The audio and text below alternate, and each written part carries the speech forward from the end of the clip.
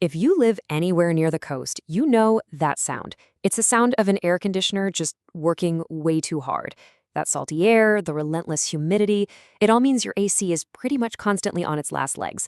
So in this explainer, we're going to dive into why your AC is fighting a losing battle against the coast, and more importantly, how you can help it win. You know how this goes, right? It's practically a law of the universe. The second a real scorcher of a heat wave hits, poof, that's when the cool air decides to stop blowing. It feels personal, doesn't it? But trust me, it's not bad luck. It's actually the predictable end to a long, brutal fight.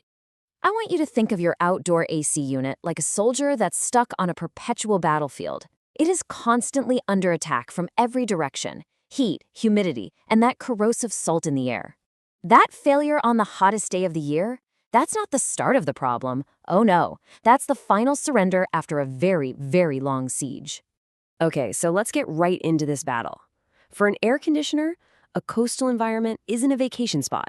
It's a high-stress, non-stop combat zone, and that takes a serious and very measurable toll on its lifespan.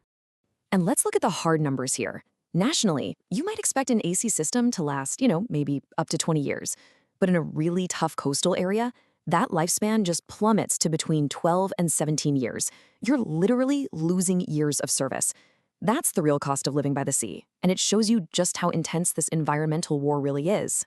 So who are the enemy combatants in this war? Well, it's not just one single thing. It's more like a coordinated assault from the environment itself. Let's really identify the culprits that are actively working to take your system down. Just look at the difference here. It's night and day. In a more northern climate, an AC gets a nice, long off-season. It's basically a part-time job. But on the coast, it's running nearly year-round against absolutely crushing humidity and that corrosive salt air. That is not a part-time job. That's grueling 24/7 labor. And these are its weapons. That salty air you love so much, it is literally eating away at the metal fins and the delicate copper coils of your unit. The near-constant use puts immense strain on the compressor. That's the heart of the whole system. And the humidity? Oh, the humidity. It forces your AC to pull gallons and gallons of water out of the air, which creates the perfect breeding ground for clogged drains and mold. Okay, so we've established the attack is happening, it's relentless. But here's the good news. Your AC doesn't just die silently. It sends out distress signals. The trick is just learning how to recognize these cries for help before they turn into a full-blown, catastrophic failure. This is basically your diagnostic cheat sheet. So if you feel weak airflow coming from your vents, your first suspect should always be a clogged filter. See a puddle of water around the indoor unit? You've probably got a clogged drain line. That big fan on the outside unit not spinning? It's often a pretty simple and cheap electrical part like a capacitor. Knowing these pairings can save you a whole lot of stress and money. All right, now that we can spot the problems, let's talk defense. You don't have to just sit back and watch your AC get destroyed. With a really solid defensive strategy, you can absolutely fight back, protect your investment, and extend the life of your system. Here it is. This is your battle plan. And each one of these steps directly counters one of the climate's weapons. When you clean those coils, you're washing away that corrosive salt. When you flush the drain line, you're preventing floods from all that humidity. This isn't just, optional upkeep. In a coastal climate, this is essential defense. And hey, if you need a little motivation, here it is. For every single year you skip maintenance, your system can become 5% less efficient. That's kind of like just throwing money out the window. So over a few years, you're not only risking a breakdown, you're also paying way more on your energy bills just to get the same amount of cooling. But even with the best defense in the world, every system eventually faces that critical decision. Do you pay for a major repair, or is it time to replace the whole unit? Thankfully, there's a super simple rule of thumb that can save you from making a very, very expensive mistake. It's called the $5,000 rule. And the goal here is simple.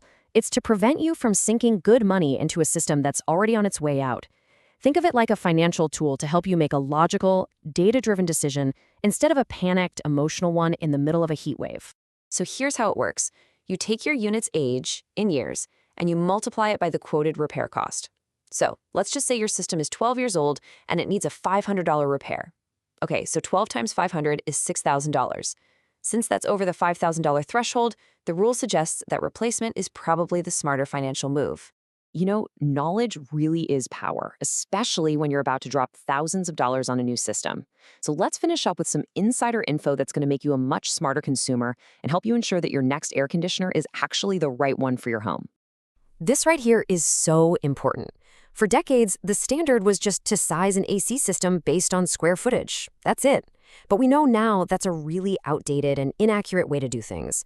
It often leads to systems that are either way too big or way too small, and both of those are inefficient and just prone to failure. So what's the right way? It's a calculation called a manual J. Any good, reputable contractor should perform one.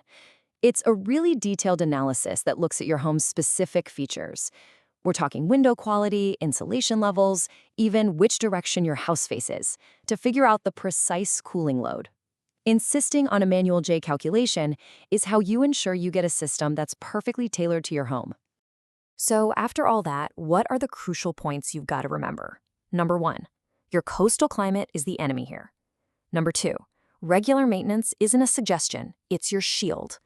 And number 3, when you're faced with a big repair bill, use the $5,000 rule and let the math decide for you. And all this really leaves us with one final question for you to think about. Considering your own system, how old it is, when its last checkup was, is it truly prepared for the battle ahead?